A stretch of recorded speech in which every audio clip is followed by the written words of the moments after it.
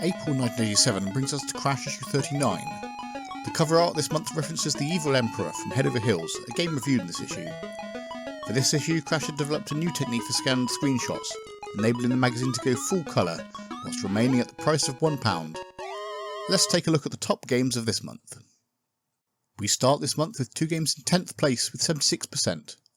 The first is 4 Minutes to Midnight by 8th Day Software. This is a text adventure and is a re-release of a game that came out a few years previously, but with some graphics and extra features. This game is inspired by Stephen King's novel The Stand, and is a post-apocalyptic game set after bacteria has wiped out 90% of the population. Derek Brewster reviewed this in the Adventure Trail column. He said that this game was well received on original release and was good value for money in the new improved format. Despite the game's difficulty, he felt this game should have a following amongst adventure buffs. All scores rated in the mid-70s with 80% for vocabulary. This is a reasonable re-release, and having tried the original first, this adds to the game with graphics and a new font. This makes it feel more contemporary without changing the fundamental plot or text. The post-apocalyptic setting is original, and whilst the game sometimes feels harsh with sudden deaths, these generally aren't unfair given the setting. Definitely one to play if you're an adventure fan. Also in 10th place with 76% is Sailing from Activision. This is a simulation of a yacht race in which you start by choosing your position in the league table and the dimensions and structure of your yacht. This was reviewed in the arcade section by Ben Stone, Paul Sumner and Richard Eddy. Ben was initially dubious about this game, having very little sailing experience and a sheet of poor instructions.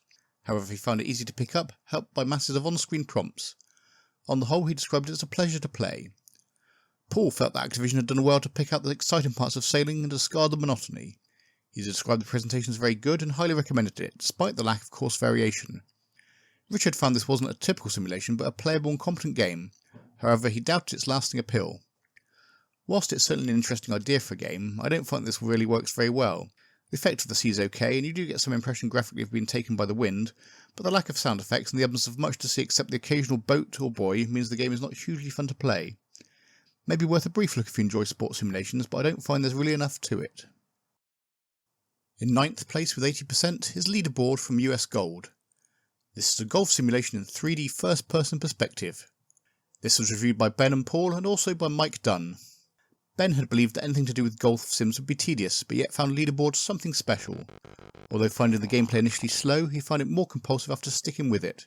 He was critical of the graphics, describing them as naff. Paul found this game better when played against a human opponent, but quite boring if played solo. Mike didn't think much of golf games, but found Leaderboard quite playable, although drew comparisons with The Hobbit due to the way in which the graphics drew. He rated this as just about the best golf game on the spectrum. I can't remember too many golf simulations being reviewed or making it to the top 10, at least not since Nick Fowler plays the Open from issue 20. This is the first 3D first-person golf simulator I remember playing on the spectrum, and one that I suspect will be the definitive golf game remembered by many. The graphics are simple by today's standards, but were fairly impressive for the time, offering a view of the greens and surrounding water with mountains in the distance. Although not as graphically impressive as today's golf games, the game captures the spirit of golf well. It was one I spent many hours playing back in the day, one that I certainly have enjoyed coming back to.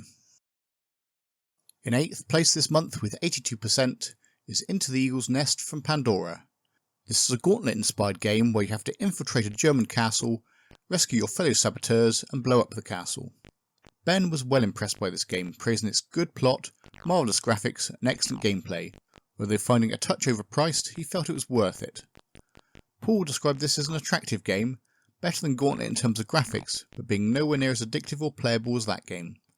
Mike also praised the excellent graphics, although was not impressed by the title screen tune, but he found the game to be playable, addictive and good value for money. I was reasonably impressed by this game. It may be yet another Gauntlet variant, but going for the Second World War setting at least adds a bit of interest. The game translates well to this setting, and although not graphically outstanding, does a good job of conveying the theme of the game. It's a game that's quite addictive and offers 2 difficulty levels, so will have some long-term appeal even after you get the hang of it. Worth a play, especially if you like Gauntlet clones. In 7th place with 83% we have Escape from Singe's Castle, also known as Dragon's Lair 2, from Software Projects. The original Dragon's Lair arcade machine was lauded for its cartoon graphics played from Laserdisc. Unsurprisingly, that didn't convert well to the Spectrum, and the first Dragon's Lair game scored a mere 54% in issue 34. This, thankfully, is better.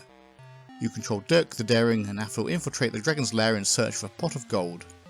Ben was very critical of this game, calling it the most disappointing game of the month, marred horribly by some dodgy programming and the Spectrum's limitations. He found it better than Dragon's Lair, although said that it couldn't have been worse. Paul, on the other hand, found this to be one of the best games from software projects, describing it as even better than Jet Set Willy. He felt that the graphics were excellently designed, the screens well detailed, and Dirk's animation to be smooth and realistic. Mike found tons of playability, and praised the packaging and well-written instructions. He was satisfied, feeling the value for money to be reasonable, and the game sufficiently addictive to be worth the asking price. The graphics, sound and overall presentation really have to carry this game, as it's a bit simplistic in gameplay terms. Although there's some variety to the nature of different levels, the first level is just a reaction game where you select the correct path down the rapids. The second level adds some variety to this as you manoeuvre your raft, but on the whole there's not really enough to this to keep the game exciting throughout. The graphics make the best of it, and 120k tune is pleasant, although it does seem to slow down oddly. Certainly better than its prequel, it's a game that may be worth a quick look, but I can't see it having long-term appeal. There are 2 games in 5th place this month, both reviewed in the Adventure Trail column, and both scoring 86%. The first is The Kingdom of Krell from Anko. In this game you are trapped in the wilderness of the Kingdom of Krell and have to find your way out. Derek had a number of criticisms, namely the long load times, the plodding pace and the convoluted icons. He found many of the locations to be repetitive and not doing anything to further the story. He also found the way in which the graphic display was that of the adjacent location, not of the current location, didn't work particularly well. But on the whole he liked the storyline and felt the game came out trumps once you'd put the effort in. I'll get my biggest criticism out of the way first, the font, which is just too over-stylised and all in capitals, and the speed of gameplay which just plods along. The icon-driven approach takes some getting used to, and does mean that the manual is required to understand what the icons mean. At least this avoids the guess the verb problems inherent in many adventures of this time. The ability to view in multiple directions from your location is reminiscent of Runestone from issue 17, which itself seems somewhat inspired by the Lords of Midnight. Being a 128k game only may have limited the game's appeal on release. I can see it being fun if you enjoy a slow plod around a fantasy landscape. Also in 5th place with 86% is The Red Lion from Mystic Software.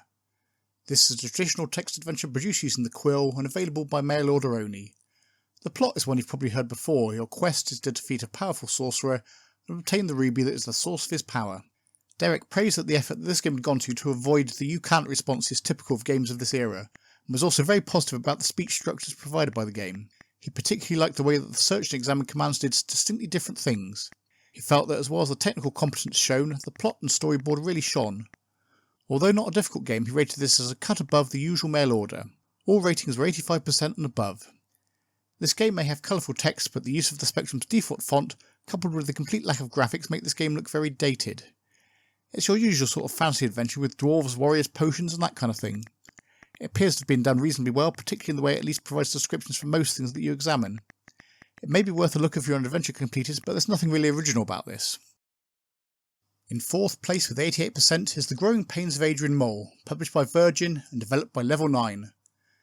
This is a follow-up to The Secret Diary of Adrian Mole, reviewed in issue 23, and is based on the Sue Townsend book of the same name. Like the first game, this is a choice-based game, based on the life of teenager Adrian Mole. Derek found this game, like the first, to be very entertaining, drawing on good source material. He criticised the fact that text sometimes disappears off the screen before it can be read, as well as the spelling mistakes that crop out now and again. He found the £9.95 price tag didn't compare favourably to the cost of the equivalent paperback book, which was £1.95. He described the graphics as weird, but rated the game highly for atmosphere. Like the first Adrian Mole game, this seems a bit pointless, effectively repeating reams of text from the book, with the occasional prompt to make a decision. It's difficult to ever see what ultimate effect the decisions have, and the replay value seems quite limited. At least the archers from issue 37 had a bit of variety to the events encountered, but this one just seems to be the same every time. Worth playing if you enjoyed the book and want to re-experience it in a different form, otherwise it's not really worth bothering with. In 3rd place with 90% is this month's first Crash Smash, Eyeball from Firebird. You play Eyeball and have to rescue other balls from the evil Terry Ball by working up through a 2D obstacle course, avoiding or destroying antagonists coming your way. Richard found this game very hard but immensely enjoyable. He found it graphically very detailed and praised the animation, which is some of the smoothest he'd seen for a long time. He rated it as a fast, furious and highly addictive game that is well worth £2 of anyone's money. Mike described it as a fine little game, praising the highly coloured graphics that suffered hardly any attribute clash. He found the sound marvellous and the speech nifty. On the whole, he liked the playability and addictiveness, summarising it as the best value game he'd played this month. Ben was hooked, and couldn't see himself putting this game away for a long time. He found the action fast and confusing to start with, but that it became more straightforward once you have the hang of it. He summarised this as a still at £2. I really enjoyed this game back in the day despite it being so frustratingly hard. The presentation is top notch, with speech and sound effects among the best heard on the 48K spectrum. The graphics, graphical effects and animation are also outstanding. The game itself is pure arcade action fun as you fight your way past the many and varied antagonists. Certainly a game that's original, challenging and well worth playing. In second place, another crash smash with 94%, is Vulcan by CCS. Despite its name, this is not a Star Trek game, but a strategy game based on the World War II Battle of Tunisia, and developed by renowned strategy developer R.T. Smith. Philippa Irvine, reviewing in the Frontline column, found this to be a game that followed in the tradition of the author's previous games, Arnhem and Desert Rats. She found the format to be the same as the earlier games, but with some quibbles from those games cured. She found the map extremely big, and the game to have a crisp, functional, attractive appearance. She particularly praised the sound effects on the 128K version, which she described as chillingly realistic. She rated the accompanying booklet as substantial and as excellent as its predecessors. On the whole, this is a Spectrum wargame at its very best, and an essential purchase for every wargamer. This is very much in the vein of R.T. Smith's earlier games. The presentation appears somewhat improved, although I'm not sure the green landscape around Tunis is necessarily representative of the actual. If you played Desert Rats, this game won't be too much of a surprise.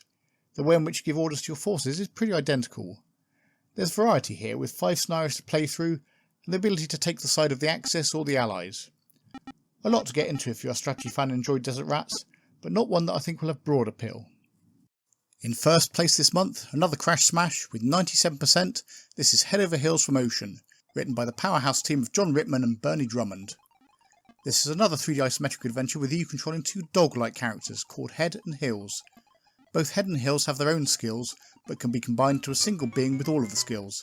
The mission is to liberate 5 planets from the evil Emperor by collecting crowns from each. Ben felt that although there had been quite a few games of this style, Head Over Heels was one of the most fun to play and absorbing of them. He found all the problems excellent, the graphics awesome, and the attention to detail to be meticulous. Paul described this as even better than John Rittman and Bernie Drummond's earlier game, Batman. He liked the sound effects on both the 48K and 128K versions, although found the tunes restricted on the 48K version. He summarised this as one of the most addictive, playable, cuddly, cute and fun games ever. Mike described this as the ultimate game with fantastic graphics, a brilliantly designed front end, and a game with playability beyond compare. He summarised it as excellent value for money and a must for anyone's collection. Rated at 97%, which was the highest rating ever given to a game in Crash, and for once I agree. Head Over Heels is certainly my favourite of all of the 3D isometric games, and I may even go as far as to say my favourite game on the Spectrum. The idea of 2 characters with individual skills that could combine was original. The puzzle and room design hasn't been beaten, with some rooms forcing you to separate Head and Heels to get further. The settings of the different planets and areas, which were not only different in graphical style, but also in the tune played between each room, adds variety. I know this game isn't necessarily everyone's favourite, but if you have a taste for 3D arcade adventures, I consider it a must play. My special mention this month, with a score of only 59%, is Arkanoid from Imagine. This is a version of the arcade machine, itself a version of the classic Breakout, in which you have to knock down a wall by bouncing a ball off of your bat. Ben described this as terrible, primarily criticising the poor collision detection and the way in which the game changes speed randomly. However, despite this, he found it disturbingly compelling. Paul was even more critical, finding the game had no addictive qualities at all and saying that it should be left on the shelf. Mike was equally as scathing, describing it as a slightly above average product that's been let down by poor programming, although still finding it somewhat addictive. The first Breakout clone memorable for most people is Sinclair's Through the Wall from the Horizon tape that came with the first Spectrum. This game certainly improves on that, providing colour, smooth animation, power-ups, and a rather pointless plot to go with it. At the time, this was the best Breakout clone released for the Spectrum, although it would be beaten a few issues later. It's a little frustrating at times as the speed of your bat doesn't always seem consistent, and if you time it wrong it almost seems like your ball is passing through the bat. But this was not a bad attempt at a game that's addictive by its very nature. Sub 60% does seem harsh for this game. It's certainly not worthy of a Crash smash, but a game that will be fun for a few goes. If you have enjoyed this, please like and subscribe to see more videos about retro computing from Logic Retro.